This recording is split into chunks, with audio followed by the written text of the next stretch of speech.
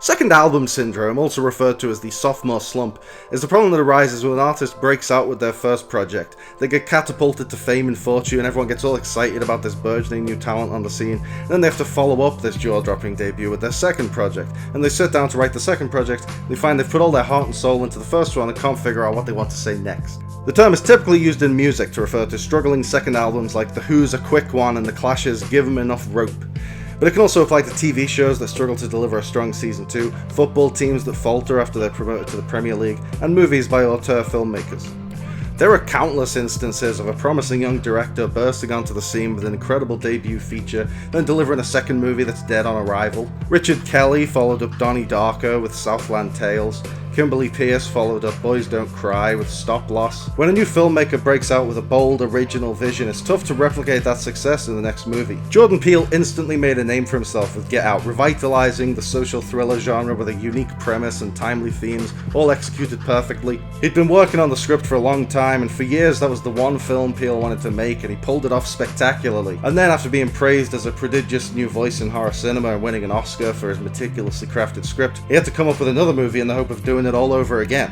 Us is not a bad movie by any means. The performances are outstanding, it's shot beautifully, Peele knows how to manipulate his audience, but it tries to do too much and ends up getting confused by its own messaging. Instead of leaving the doppelgangers as an eerie, unexplained phenomenon to maintain the theme of we are our own worst enemy, Us gets too bogged down in trying to explain the mythology and the origin story of its abstract metaphors. This is the most common case for second album syndrome in cinema. After making their debut with a small-scale story that manages to do and say a lot on a slim budget, a lot of directors will take on a big budget for their second movie and end up getting too ambitious to pull it all together in a coherent way. And that brings us to Don't Worry Darling, Olivia Wilde's sophomore slump. A classic example of a director following up their acclaimed first movie with an indulgent, over-ambitious second movie. Plenty of directors have avoided the so-called sophomore slump. Mike Nichols followed up Who's Afraid of Virginia Woolf with The Graduate. Greta Gerwig followed up Lady Bird with Little Women. Some filmmakers avoid the sophomore slump by going bigger and bolder with their second feature, like Quentin Tarantino with Pulp Fiction or Paul Thomas Anderson with Boogie Nights. Some filmmakers subvert the expectations of their second movie by making it a radical change of pace from the first one. The Coens followed up Blood Simple with Raising Arizona. David Lynch followed up Eraserhead with The Elephant Man. Some go to a more personal place, like Wes Anderson following up his crime caper Bottle Rocket with the coming-of-age comedy Rushmore, shot at his own alma mater, or Judd Apatow following up the high-concept laughs of the 40-year-old virgin with the semi-autobiographical tale of Knocked Up, or Sofia Coppola going from adapting another writer's work in The Virgin Suicides to telling her own story in Lost in Translation. Wilde certainly went for a bigger scale than her first movie with Don't Worry Darling, and it is a radical change of pace from her first movie Booksmart, but it's nowhere near as personal. Booksmart is a modern take on the classic John Hughes-style high school comedies of the 80s, keeping the heartfelt, character-driven storytelling without any of the dated worldviews or problematic gender roles. Beanie Feldstein and Caitlin Dever are fully convincing as a pair of lifelong best friends, backed up by scene-stealing supporting players like Billy Lord and Skylar Gizondo? This guy.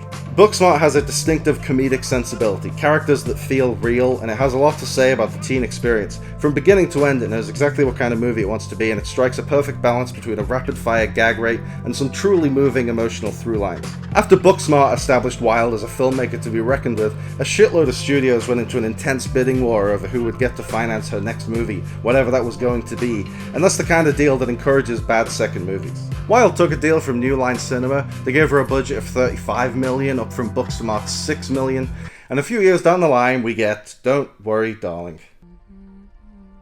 When you promise something, do you keep that promise? Is your word your bond? Is your word your truth? Is it our covenant? Until tomorrow.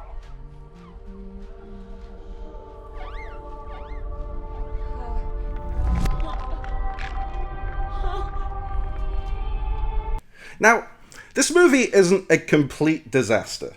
There are some highlights. It has a great soundtrack, great cinematography and production design, and Florence Pugh is fantastic as always as Alice. I won't dwell too much on Harry Styles' borderline unwatchable performance as Jack, because enough has been said about that. He's not really in it that much, and the movie still wouldn't work even if the greatest actor on earth was playing Jack. But really, his acting is pretty bad, like Madonna bad. Our life. Alice, our life together. This. We could lose this. This game has gone on long think enough. Shit. It's easy to see where Wilde is coming from with this concept. Don't Worry Darling clearly wants to be get out for the domestic prison of the 1950s housewife. The setup of a 50s housewife slowly coming to the realization that her world is out of control is a rich premise that could have made for some interesting commentary on the patriarchy. Every day Alice makes the same bed, scrubs the same bathtub, and hoovers the same carpet, and eventually she begins to suspect, ooh, her idyllic life in a remote company town might not be so idyllic after all. But it doesn't really have anything to say about being a woman in a man's world, or the cultism of male bonding, or disenfranchisement. It just has some bizarre hallucinations.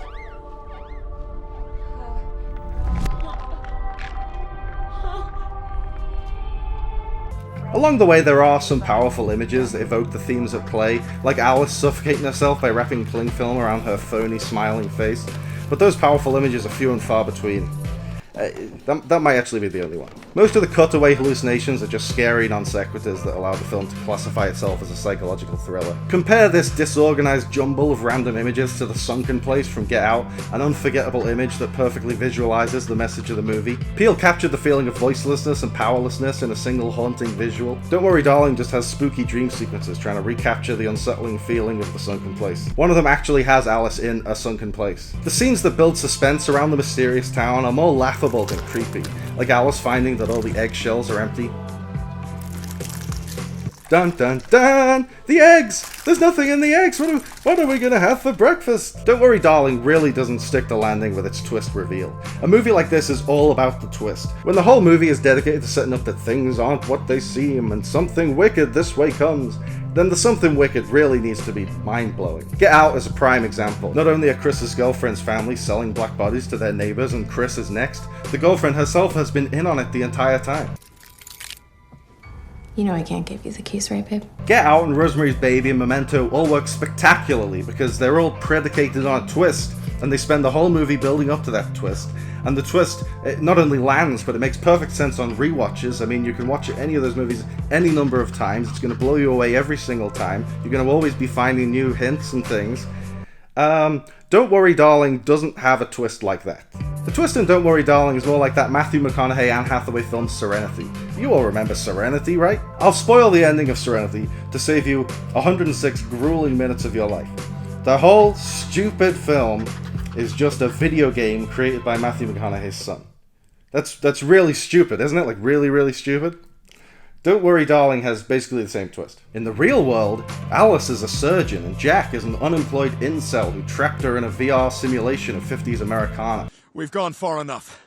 I think we're safe from the corporation here. Adzin, look!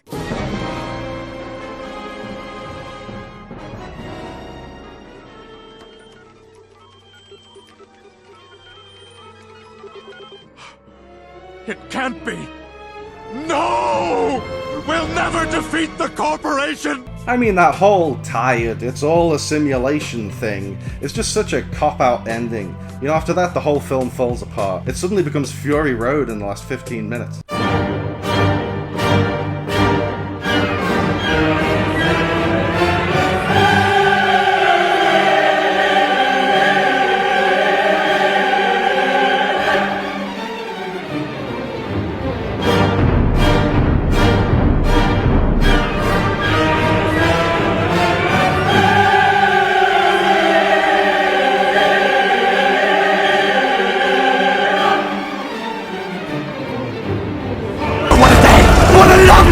Maybe Wilde should have just done a Stepford Wives movie. She should have just done a new Stepford Wives movie, because Don't Worry Darling is basically the Stepford Wives with a much, much dumber twist. Don't Worry Darling isn't just a letdown because it's bad, even though it is bad.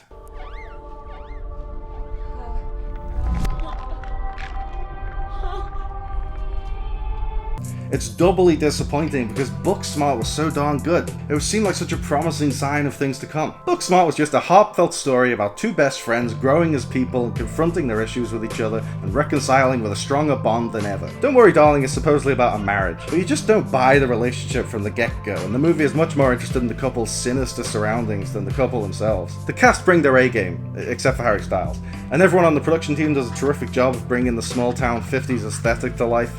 It's a very beautiful movie, very well acted, except for Harry Styles, but it was completely misconceived at the script stage, you know? There are some interesting ideas in this thing, but but its execution doesn't hold any water. I don't think Olivia Wilde is just a one-trick pony. I'm still excited to see what she does next. She's supposedly working on a biopic of Kerry Strug and a superhero movie for Sony, and I'll be watching both of those if they ever get made. Unless the Sony one is Morbius 2, it's Morbin time again, or Morbius 2 Morb harder. Hopefully in Wilde's future projects we'll get more of the genuine feels and airtight character-focused storytelling of Booksmart, and less of the on-the-nose ham-fisted commentary and muddled all over the place plotting of Don't Worry Darling. Booksmart was such a fantastic movie, made me a huge Olivia Wilde fan right out of the gate. And after Don't Worry Darling, well, I am worried, darling.